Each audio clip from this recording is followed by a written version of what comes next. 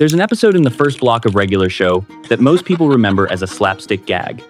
Benson, the manager of the park, hands out the day's assignments for a kid's birthday party. Skips gets the bouncy castle. Muscle Man and High Five Ghost get the entertainment. Mordecai and Rigby get the chairs. Set up the chairs. That's the whole task. Mordecai and Rigby whine about it, then bet Benson that they can do it without slacking off. Benson, exhausted, agrees. And then, within 11 minutes of screen time, they abandon the task, wander into a locked room full of arcade games, ignore a factory warning label on the back of a cabinet that explicitly says, "Do not connect the red wire to the blue wire," connect them anyway to score a free game, and unleash a literal video game monster called the Destroyer of Worlds, destroy the park, allow the birthday party special entertainment to get swallowed whole by a digital demon, blow the roof off Benson's bus, terrorize a group of children, and defeat the monster only by button mashing a different arcade game. Benson crawls out of the wreckage. His only response is to tell them they can't be trusted with anything important. And Mordecai and Rigby, standing in the ashes of what they caused, celebrate. Not because they saved anyone, because they don't have to set up the chairs next time. Watch that scene again. Because what most people took as the show's first great slapstick gag was actually the show's entire thesis compressed into one episode. Benson gave them one job. They refused it. Everything got destroyed. And the show framed their refusal as the adventure. Regular Show is one of the smartest cartoons of its era. That's not in dispute. J.G. Quintel built a singular thing on Cartoon Network between 2010 and 2017. He smuggled adult sensibilities past the kids' block. He gave hangout comedy an 8-season arc that ended in outer space, fighting a cosmic embodiment of chaos. He turned 2 Arrested Development slackers into fathers by the finale. He built one of the most emotionally sophisticated endings in animation. None of that is being questioned here. But Benson Dunwoody, the gumball machine manager of the park, was carrying the entire thesis of the show on his shoulders in every episode. And the show buried what he was saying under a laugh track and a hangout aesthetic. And the terrifying thing isn't that Benson was right. The terrifying thing is that the show knew he was right, wrote him as being right in every single episode for 8 seasons, and let the audience side with the slackers anyway. Because that was the deal. That was the show. A workplace comedy where the boss was correct and the audience was trained to root against him. Here is what Benson was diagnosing, quietly, in the space between the yelling. 2 grown men in their 20s, working a park groundskeeping job, treating every task as an insult to their intelligence and every consequence as somebody else's problem. Benson wasn't the antagonist. Benson was the diagnosis. Every catastrophe on that show, and there was one every episode, was the direct result of Mordecai and Rigby refusing to do the job Benson had assigned them. And the show, structurally, never once let Benson be right without also punishing him for being right. Over the next few minutes, you're going to see how the show made frustration look like flaw, how it made competence look like antagonism, and how a fandom that laughed at Benson for 8 seasons never once acknowledged that he was the only functional adult in a workplace built on the refusal of adulthood. To understand what Benson is, you have to know what he lost before the show started. He's not just a park manager, he's a former drummer. In the Season 4, Episode 150 Peace Kit, we learn that Benson was once part of a hair metal band called Heir to the Throne.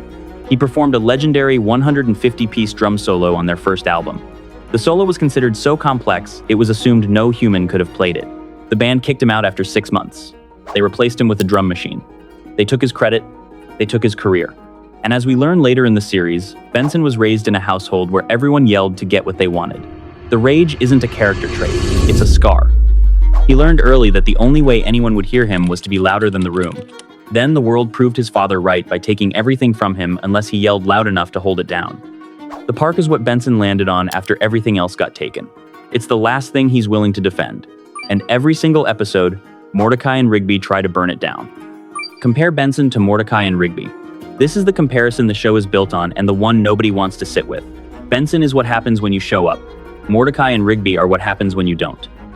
Benson gets to the job first, sets 3 alarms every night, eats stale toast so he isn't late, and yells because the last thing he built is being actively destroyed by 2 adults who won't hold a broom. Mordecai and Rigby show up hours late, refuse the assignment, play arcade games in the middle of a birthday party, and get a full episode of adventure out of avoiding 15 minutes of physical labor. And the show, structurally, framed showing up as pathetic and not showing up as heroic. Benson was the killjoy for wanting the work done. Mordecai and Rigby were the protagonists for finding cooler things to do than the work.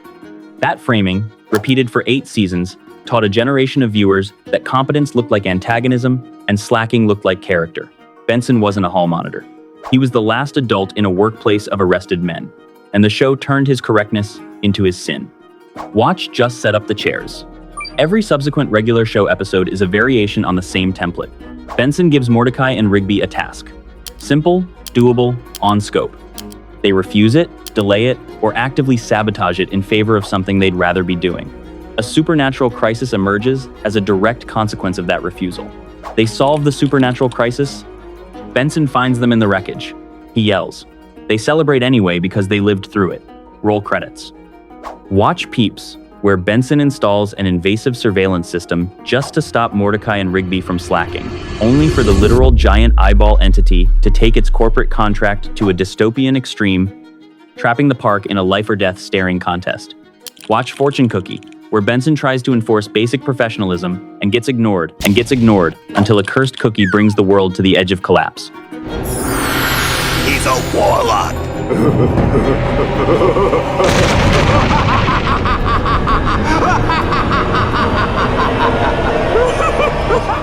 Watch Think Positive, because this is the load-bearing beat. Pops, who cannot stand hearing Benson yell, tells Benson he'll be fired if he yells at Mordecai and Rigby one more time. So Benson stops yelling. He suppresses everything. He tries to be positive. And the rage he isn't allowed to express manifests, literally, as a sun-sized entity of pure fury that emerges from his body and almost destroys the park. The show, in canon, put Benson's frustration in a cage and animated what happened when it couldn't come out. The park almost dies from the lack of his anger. Pops, at the last moment, tells Mordecai and Rigby to make Benson yell, because the yelling is the only thing that has been holding the workplace together. Read that back. The show wrote an episode in which Benson's anger is confirmed, on screen, as structurally necessary to the survival of the park. That is not the writing of a character who is wrong. That is the writing of a character whose correctness the show is trying to sanitize with a laugh track. Watch 150 Piece Kit, where his old band comes back through town and tries to gaslight him about the drum solo he actually played. Mordecai and Rigby, for the first and only time, side with Benson against outsiders. They help him set up the kit. They defend him against the men who stole his credit. And Benson plays the solo, and it is genuinely legendary, and the audience is briefly allowed to see what he was before the park. Then the credits roll, and he goes back to yelling about chairs. The show gave him one episode to be the man he could have been. Then it locked him back in. Watch Benson Be Gone, where he gets demoted and replaced by a tyrannical micromanager named Susan, who turns the park into a literal sweatshop. Mordecai and Rigby, in their panic, realize they preferred Benson. He gets reinstated. The show frames this as friendship.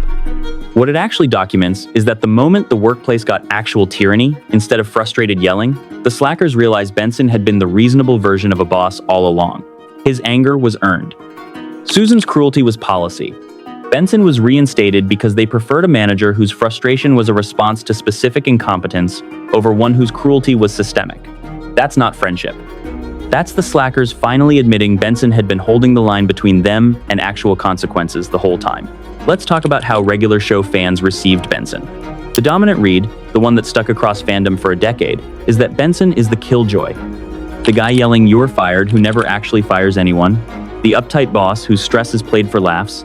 Every fan retrospective calls him the funniest character because his blow-ups are the funniest reactions in the show.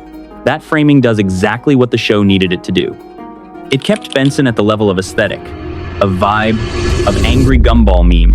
It never let the conversation get to what Benson was actually right about, which is that the workplace he was managing was a functional impossibility because two of his employees refused, in every single episode, to do the work the paycheck was paying them for. Nobody wants to sit with that reading, because sitting with it would require admitting that the show trained viewers to root against the character who was correct in favor of the characters who were funny.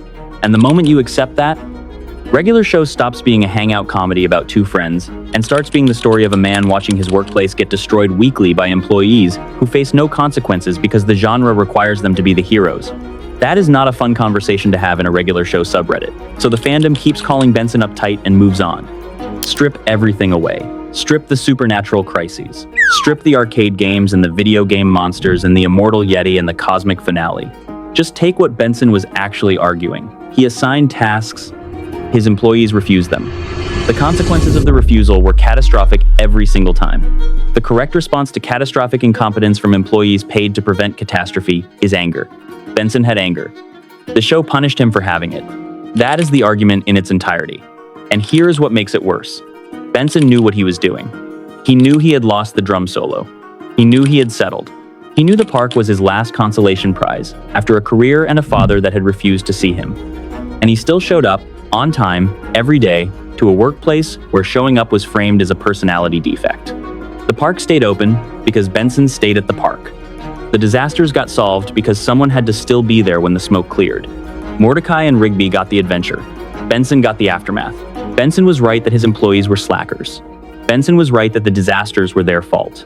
Benson was right that showing up matters and that refusing to show up has consequences that someone eventually has to eat. He wasn't right about the solution. He couldn't fire them because the show wouldn't let him fire them. He couldn't quit because the show needed him at the helm. He was trapped in the exact contradiction he was diagnosing, forced to be the adult in a workplace built to reject adulthood, correct in every episode, and rewarded in none of them. And then in the finale, in the epilogue after the final battle, regular show quietly gave him the last word. Mordecai left the park to pursue art. Rigby left with Eileen to start a family. Benson stayed. Benson was still there when the slackers grew up and moved on. The park kept running because the man who had been yelling to keep it running for 8 seasons was still, in the last frame, doing the yelling. That is the show co-signing him. Not with a monologue, with survival. Benson yelled at Mordecai and Rigby for 8 seasons. Name one episode where their slacking off didn't cause the disaster of the week. Name one week where he was wrong to yell. Name one crisis that wasn't traceable to a task they refused to do. The show told you every episode. Every catastrophe was Benson's warning coming true in real time. Every yell was earned. Every "you're fired" he never meant was a plea for a competence he was never going to get. Name one time he was wrong. I'll wait.